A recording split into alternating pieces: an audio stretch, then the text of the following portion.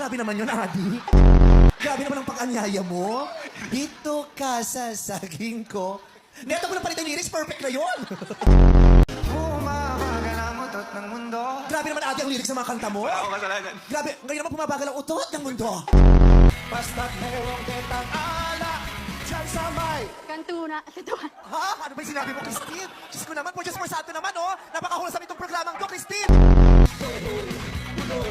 Naalala mo pa ba nung araw na ladeno ang aso mo si... Toto? Sino si Toto? Unoy, naalala mo pa ba nung ika'y tumawag sa amin at ika'y... Natigok? Pag-asa pa kaya lumalabnaw? May pag-asa pa kaya?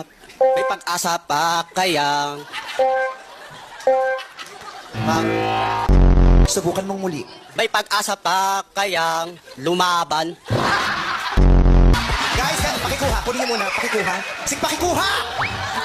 Sasaktan ko to. Kunin niyo! Kunin niyo to! Nasaan yung asawa mo? Nasa bahay po. Masaya naman siya na wala kang ngipin.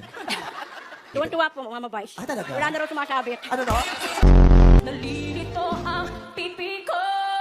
Ano? Ano yung sinabi mo? Tulungan mo siya. Nalilito ang pipi niya.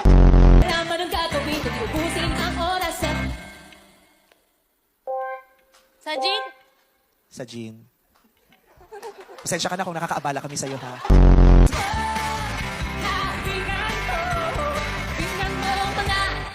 Pakinggan mo ang mga bulong sa'yo. Tama kayang sagot mo! Kasi ang talino mo, sa teka mo ng tanong, akan ng lahat Kahit pa mo. Ewan ko sa April Boy mong pwesto. ang sa pagsukot pagharap ng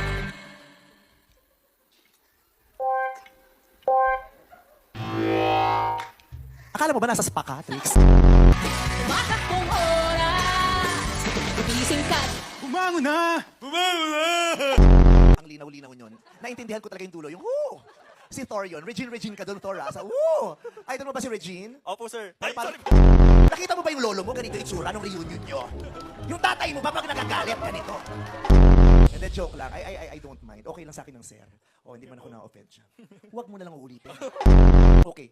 So, Thor, sino bang idol mo? Si Regine ba? Kasi yung mo kanina parang si Regine talaga yung narinig ko. Ano, sir? Ay, sir! Ay, bakal mo nawala. Nagulat na lang ako kung narinig ko ang